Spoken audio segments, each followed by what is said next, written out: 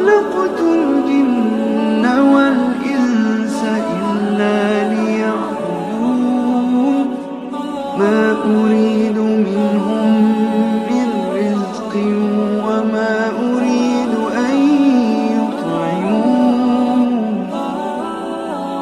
إن الله هو الرزاق ذو القوة المتين.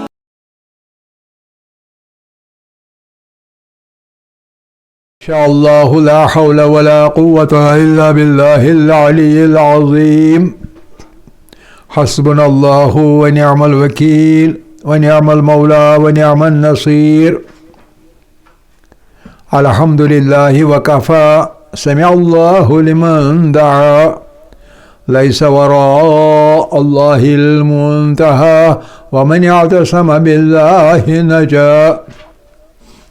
والصلاة والسلام على عباده الذين اصطفى محمد وآله الطيبين الطاهرين مصابيح الدجى.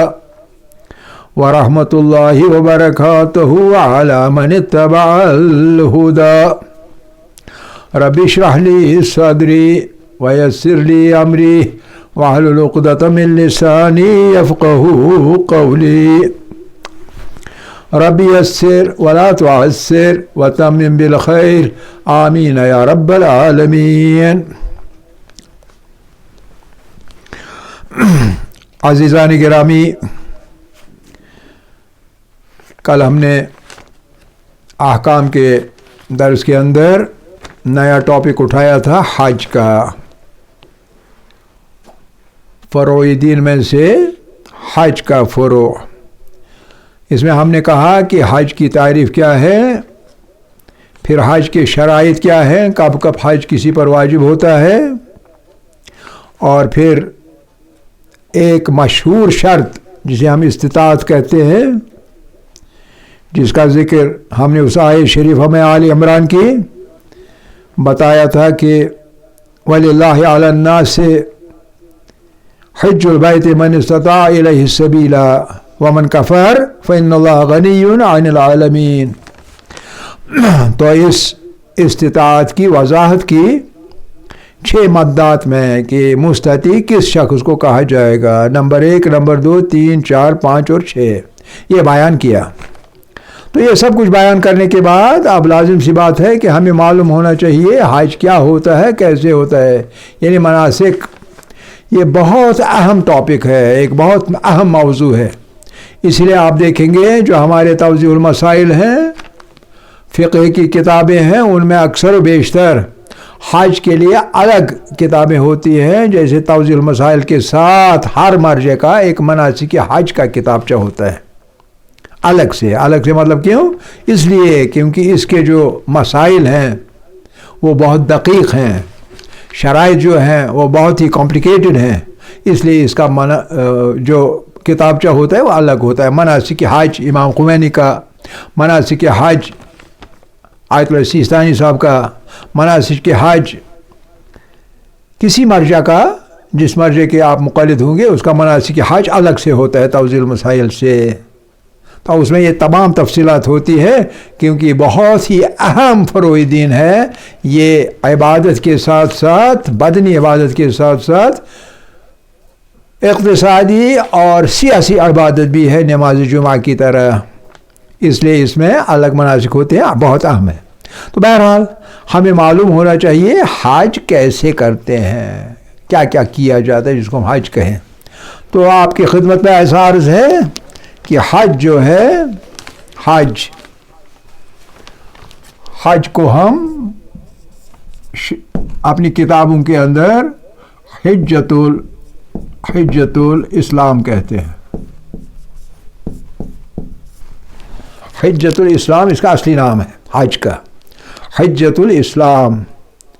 اور جو حجۃ الاسلام بجا لائے گا اس کو حاج کہتے ہیں، اور اگر عورت ہوئی تو حاج، اور ہماری زبان میں حاجی کہتے ہیں. تو بہرحال اس کے 2 حصے ہوتے ہیں. ایک حصے کو ہم حج کے 2 حصے ہیں. ایک حجت الاسلام ہے،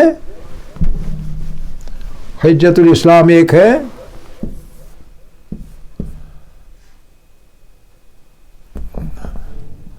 ایک اور دوسرا ہے جس کو ہم عمرہ تمتع کہتے ہیں، تمتع، اور ان دو چیزوں کو ملا کے حج کہا جاتا ہے۔ یعنی حج کے دو حصے ہیں، ایک حجت الاسلام اور دوسرا عمرہ تمتع۔ عمرہ تمتع پہلے کیا جاتا ہے اور حجت الاسلام یہ بعد میں کیا جاتا ہے، پہلے عمرہ۔ تو یوں آپ سمجھیے کہ حجت الاسلام کے 13 1 2 3 اسی طرح 13 تک ہے سٹیپس، حجت الاسلام کے 13 سٹیپس ہیں، لیکن عمرہ تمتع کے 5 سٹیپس ہیں، 1 2 3 4 اور 5 سٹیپس، سمجھ رہے ہیں نا؟ 5 سٹیپس ہیں عمرہ تمتع کے۔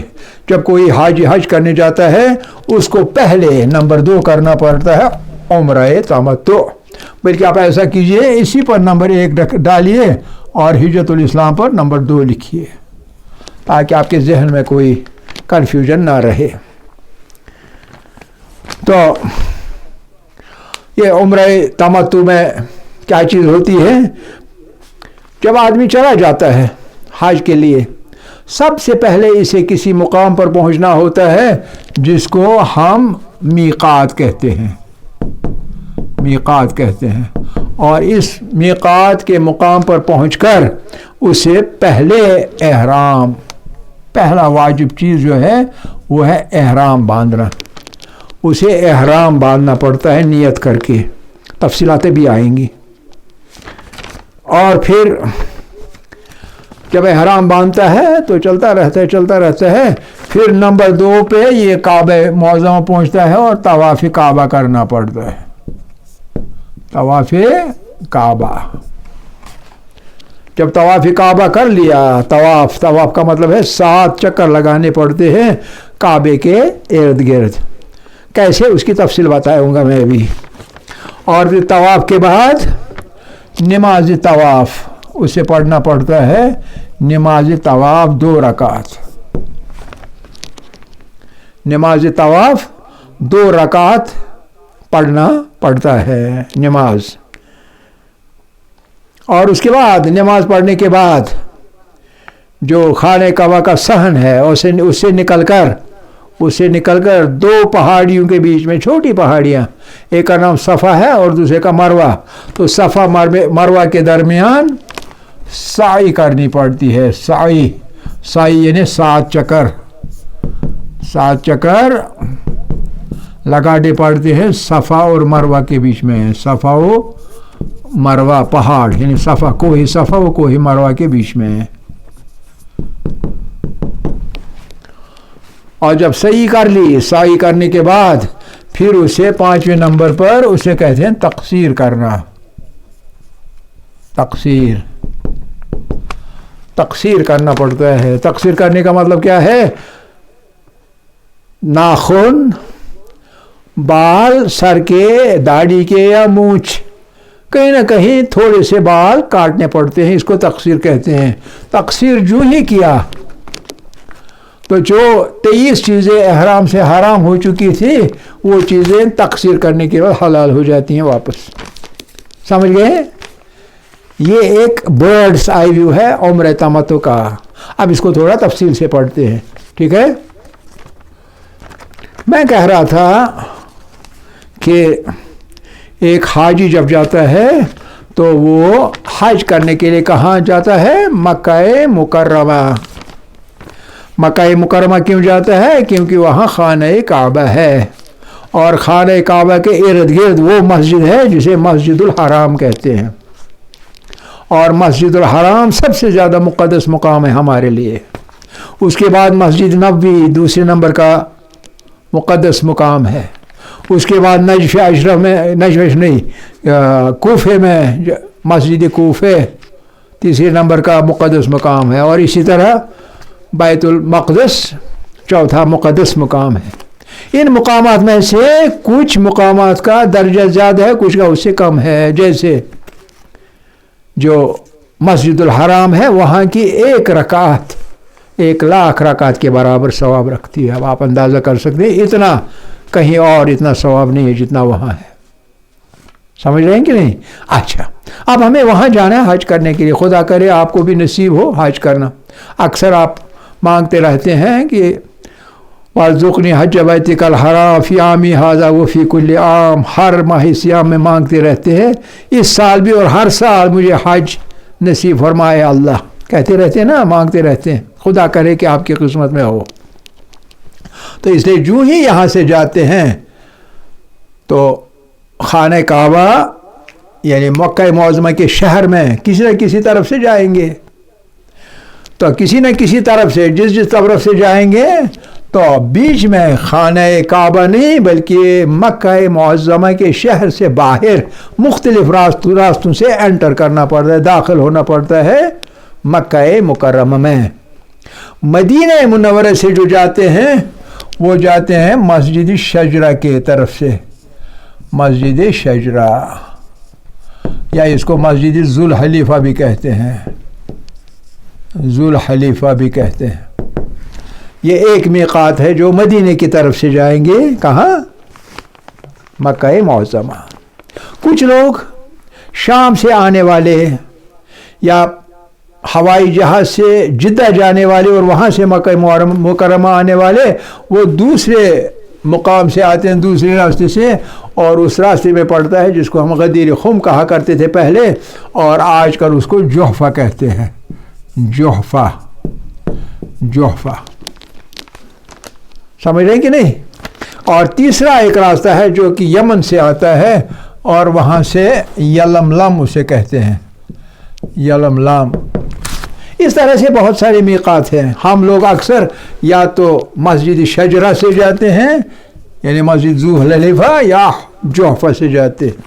तो जो ही यहाँ पहुँचेंगे मीक़ात पे, तो मीक़ात पे पहुँच के आगे आप नहीं जा सकते अपने लिबास में जो आप लिबास पहने हुए हैं।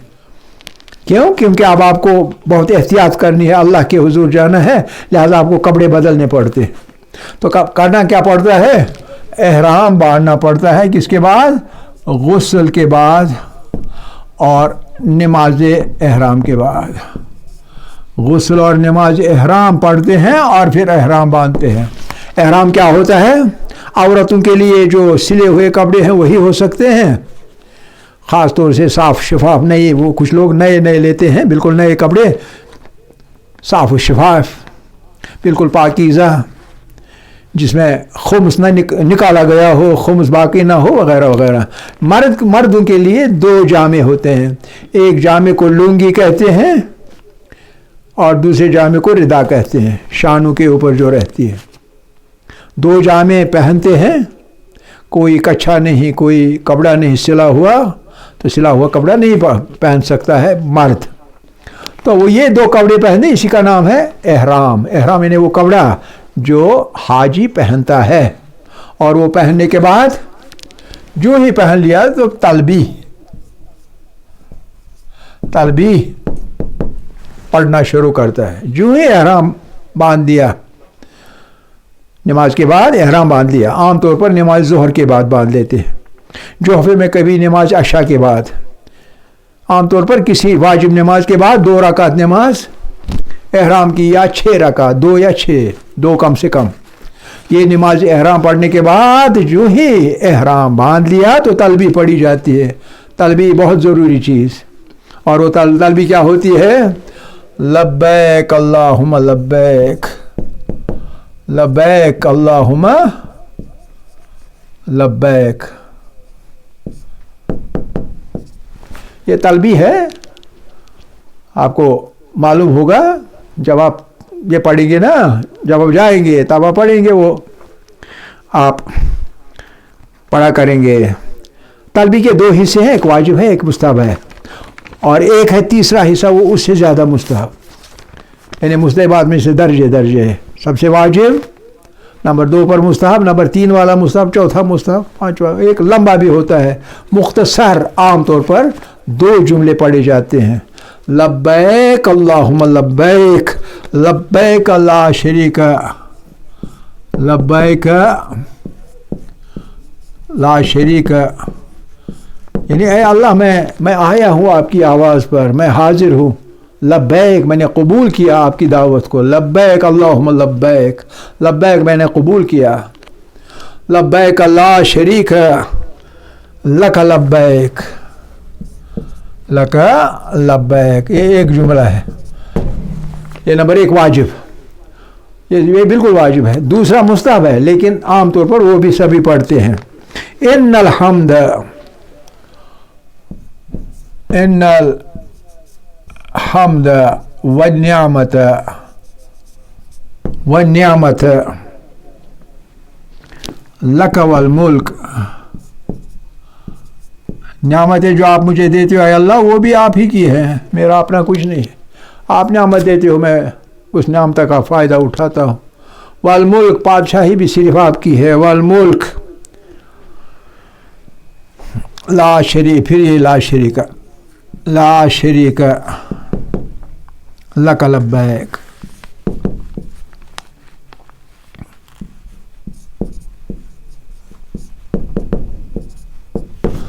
اس آواز سے گونجتا ہے، جب حاجی وہاں جمع ہوتے ہیں تو گونجتی رہتی ہے یہ آواز، وحدانیت کی آواز، اللہ کی کبریائی کی آواز، اللہ کی آواز پر ہمارے پہنچنے کی، لبیک کہنے کی آواز گونجتی ہے، بہت مزہ آتا ہے، تو یہ اس کو ہم کہتے ہیں تلبیہ، تو جو ہی احرام آپ نے باندھ دیا تلبیہات شروع ہوتے ہیں، اور پھر آپ کو جانا ہے مکے کی طرف، چلتے رہتے ہیں، یہ پڑھتے رہتے ہیں، اونچی آواز میں پڑھتے رہتے ہیں، تلبیہات، اس کو تلبیہات کہتے ہیں، تلبیہ کم سے کم، تو یہ پڑھتے رہتے ہیں جا رہے ہیں۔ ہمارے لیے، ہمارے مسلک میں آپ چھت والی گاڑی میں سفر نہیں کر سکتے ہیں، کیوں؟ کیونکہ احرام جو ہی آپ نے باندھ لیا تو کچھ چیزیں حرام ہو جاتی ہیں، وہ ابھی ہم بتائیں گے اگر ٹائم ہوا تو جو ہی کعبے کے قریب مکہ کی آبادی نظر آتی ہے، مکہ کی آبادی نظر آ گئی، جو ہی دکھے تو تلبیہ بند ہو جائے گا، تلبیہ بند، ٹھیک ہے، تلبیہ بند، اور پھر جو ہی تلبیہات بند ہوتے ہیں تو آپ مکہ معظمہ پہنچے، اب آپ اترتے ہیں سواری پر سے، اگر کوئی اونٹ پر گھوڑے پر بھی ہوگا اس کو بھی اترنا ہے، حدود حرم میں پہنچتے ہی، تو جو ہی اترتے ہیں تو پھر وہاں پہنچ کر پھر آپ کو غسل کرنا ہے تو مسجد الحرام میں حاضر دینے جانا ہے۔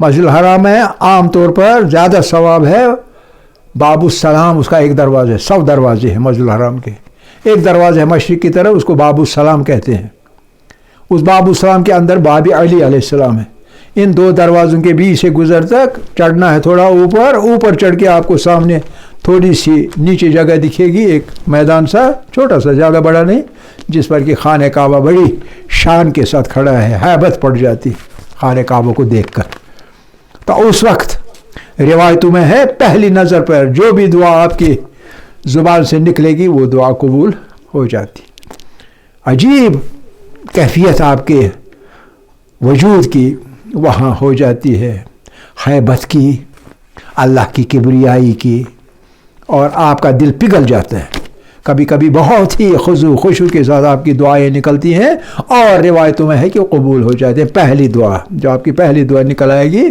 وہاں پہنچتے ہی، ٹھیک ہے، تو پہنچ گئے، خانہ کعبہ پر پہنچ گئے، اور وہاں سب سے پہلے ایک بوسہ لینے کی کوشش ہوتی ہے، ایک بوسہ کس چیز کا؟ حجر الاسود کا، حجر الاسود کے کارنر پر، جس کو رکن یمانی بھی کہتے ہیں، 4 کونے ہیں رکن یمانی، ساؤتھ ایسٹرن کونا رکن یمانی کیونکہ یمن کی طرف سے ہے، تو اسی میں حجر الاسود نصب ہے، جا کے بوسہ لینا، اور حج میں تو بہت اجتماع ہوتا ہے، جو دن گزرتے رہتے ہیں، جو پہلے پہنچتا ہے وہاں اس وقت لوگ کم ہوتے ہیں، بوسہ لیا جا سکتا ہے۔ اگر نہیں لے سکتے آدمی، حجر اسود کی طرف ہاتھ دکھانا استلام کہلاتا ہے، ہاتھ دکھانا، اور جیسے کہ اس ہاتھ نے مس کیا حجر اسود کو، اور پھر اس ہتھیلی کو بوسہ لینا اس کے بدلے میں، as a representative of actual کس، سمجھ رہے کہ نہیں؟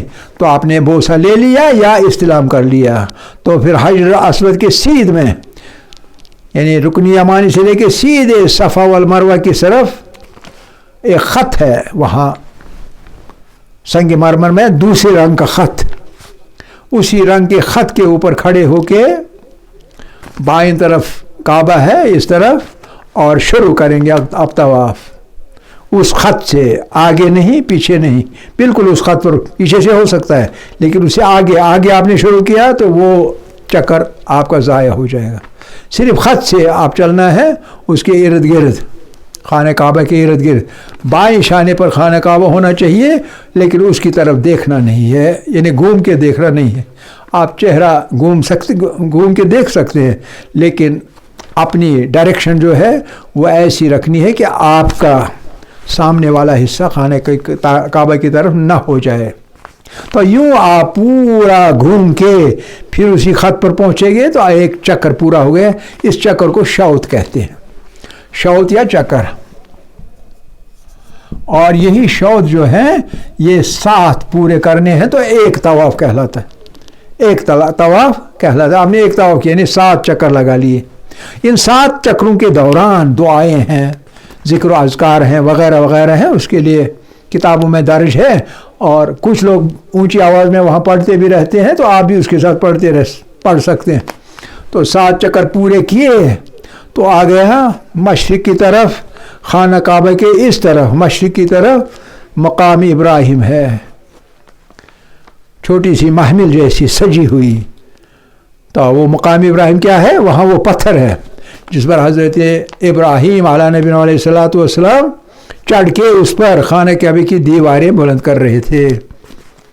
حضرت اسماعیل کے ذریعے سے وہ پتھر خود، اور وہ پتھر لایا تھا، اس پتھر پر اوپر چڑھ کے دیواریں کے اوپر لیتے جا رہے تھے۔ بہرحال اس جگہ اور خانہ کعبہ کے بیچ سے اصل میں انسان کو چکر لگانے، ہم کو اس چیز کو مطاف کہتے ہیں۔ مطاف یعنی کس حد تک آپ خانہ کعبہ سے دوری تک چکر لگا سکتے ہیں، اس کو مطاف کہتے ہیں۔ ہماری کوشش نمبر 1 پریفرنس ہے کہ مطاف ہونا چاہیے مقامی ابراہیم کے اندر سے خانہ کعبہ کے ارد گرد، سمجھ رہے ہیں؟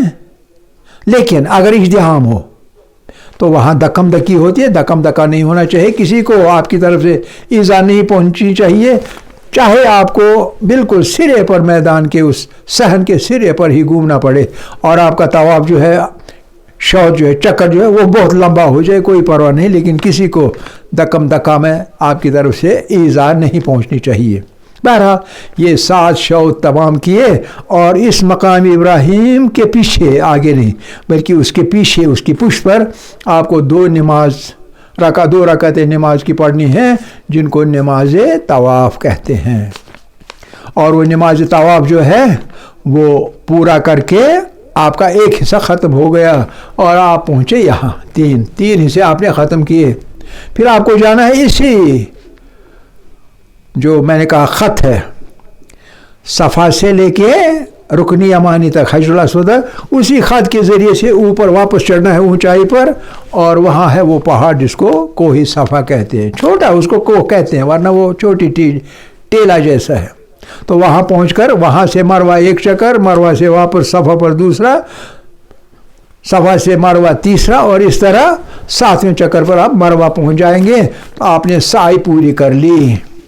آدھے حصے میں سیدھا چلنا ہے، کچھ حصہ بیچ میں ہے، اس کو ہر والا کر کے یوں چلنا ہے، دوڑنا ہے، ٹھیک ہے کہ نہیں؟ تو اس طرح عورتوں کے لیے نہیں، مردوں کے لیے ہر والا، اس کو ہر والا کہتے ہیں، ہر والا انہیں دوڑنا۔ تو جب آخر پر آپ پہنچیں گے مروہ پر، 7ویں چکر کے آخر پر، تو وہاں تقصیر کرنا نہیں بلکہ کرانا ہے، کیونکہ آپ خود نہیں کاٹ سکتے، آپ خود کاٹیں گے تو کفارہ چڑھ جائے گا۔ تو کسی کے وہاں کچھ لوگوں نے کٹوایا ہوتا ہے، جس نے تقصیر کروایا وہ دوسرے کا کر سکتا ہے، تو تقصیر کرا سکتے ہیں، تو عمرہ تمام ہو گیا، اور جو چیزیں احرام کی وجہ سے حرام ہو چکی تھیں آپ پر وہ حلال ہو جائیں گی۔ تب تک وہ 23-24 چیزیں نہیں کر سکتے ہیں، وقت ختم ہو گیا، اس لیے وہ 24 چیزیں ہم اس وقت نہیں بتا سکتے ہیں، انشاءاللہ جاری رکھیں گے جب موقع ملے گا تو۔ والحمدللہ رب العالمین، اول و آخر و ظاہر و باطن۔